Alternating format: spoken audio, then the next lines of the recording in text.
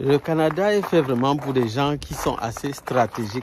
Là, je m'en vais pointer un petit $200. Un abonné m'a posé une question. Il est médecin dans son pays, en RDC, au Congo démocratique. Il a un salaire de $600 le mois. Il a eu un contrat de travail pour aller travailler en Abitibi comme préposé aux bénéficiaires, passant par les programmes pilotes. Et sa préoccupation, c'est de savoir est-ce que c'est vraiment une bonne option pour lui. Lui qui est déjà médecin dans son pays, en fait, il va aller être préposé aux bénéficiaires. Son souci, c'est de savoir est-ce qu'il sera capable d'épargner au minimum $800 par mois et l'envoyer dans son pays parce qu'il voulait partir d'abord seul, se battre, travailler, envoyer l'argent au pays pour pouvoir développer son business. Il s'est dit, est-ce que ce sera possible avec ce job-là? Le taux horaire qu'on devait le payer de l'autre côté en Abitibi là-bas, c'était de 27,60 quelque chose de dollars. Je lui ai dit, la première chose à considérer ici, c'est de savoir combien il va gagner. C'est-à-dire en fin du mois, avec ce taux horaire-là. Le salaire net qu'il risque de percevoir par mois peut tourner, s'il ne fait pas d'heures supplémentaires, ça peut tourner dans les $2,600 ou $2,700 par mois. C'est vraiment autour de là, $2,700 par mois, autour de là. S'il prend peut-être une maison, peut-être $1,000, l'électricité, le téléphone, les assurances, en fait, toutes les dépenses vraiment à faire durant le mois. S'il fait toutes ces dépenses-là, en fait, il ne va pas lui rester vraiment grand-chose. Il ne pourra vraiment pas épargner ces 800 à $1,000 comme il est en train de le dire. Le premier défi auquel il sera confronté, c'est vraiment le défi au niveau professionnel. Parce que, étant médecin dans son pays, vraiment le médecin, lui, il donne les ordres. C'est lui qui prescrit les ordonnances et les infirmières doivent exécuter et faire vraiment exactement ce qu'il a demandé de faire. Donc il est un chef quoi. Bon, mais maintenant ce qu'il faut qu'il sache, en tant que préposé aux bénéficiaires ici, tu es plutôt au service des infirmières. Donc tu viens en aide aux infirmières. Tu aides les infirmières à mieux accomplir leurs tâches. C'est-à-dire, s'il faut peut-être donner de l'eau à un patient, c'est toi qui dois le faire.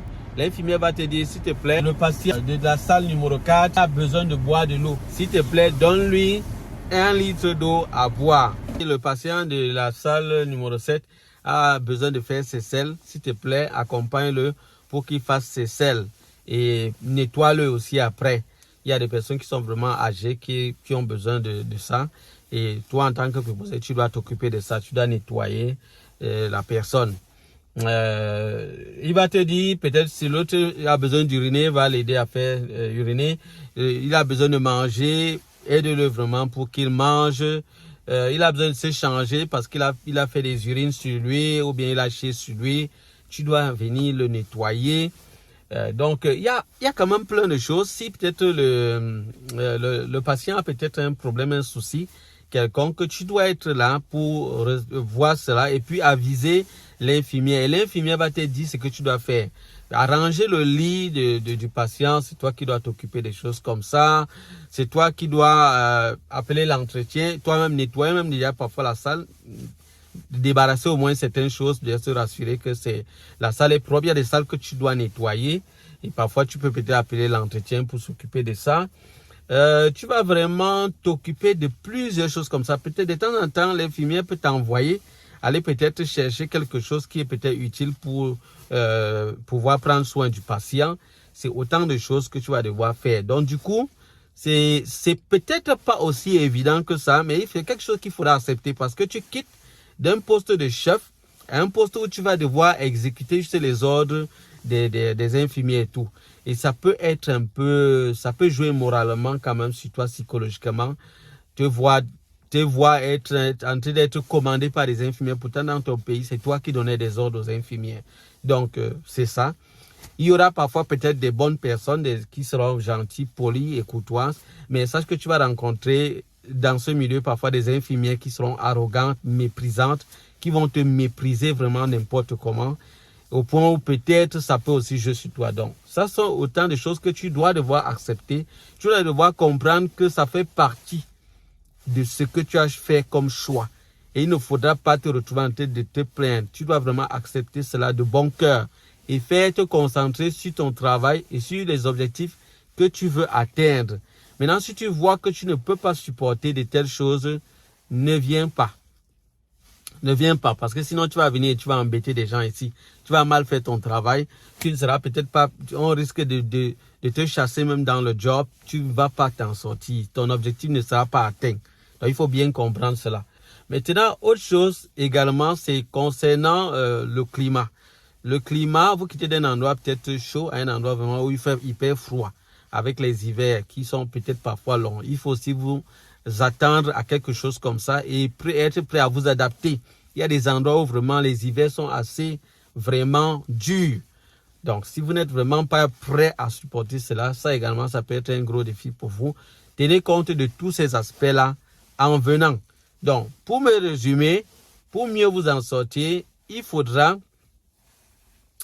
penser à considérer l'aspect psychologique, être bien paré psychologiquement, accepter d'être vraiment au bas niveau comme un serviteur juste. Vous n'allez plus donner des ordres à qui que ce soit là-bas. Vous allez plutôt exécuter des ordres. De deux, vous devez faire des heures supplémentaires. Vous devez faire des heures supplémentaires pour pouvoir vraiment avoir plus de revenus à la fin du mois. De trois, vous devez limiter vos dépenses. Dépensez uniquement l'essentiel. Prenez peut-être la colocation, la nutrition, vraiment prenez l'essentiel, juste ce qui est nécessaire pour vivre.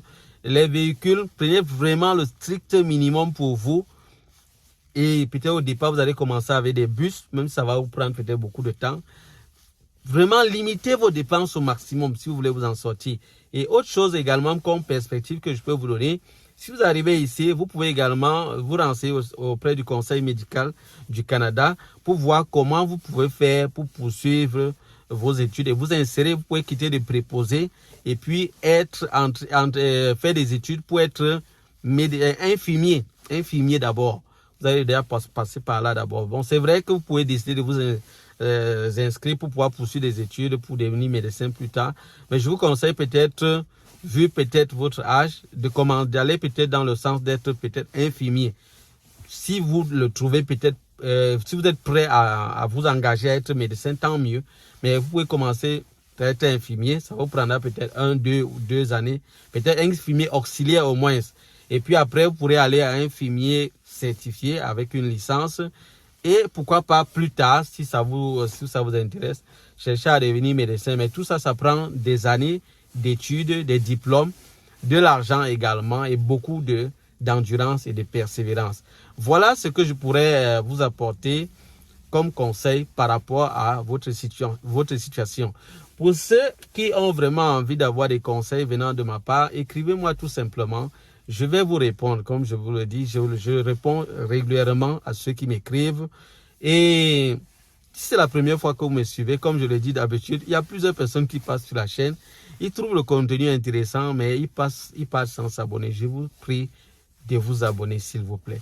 Abonnez-vous, activez la cloche de notification pour ne manquer aucune de nos prochaines vidéos.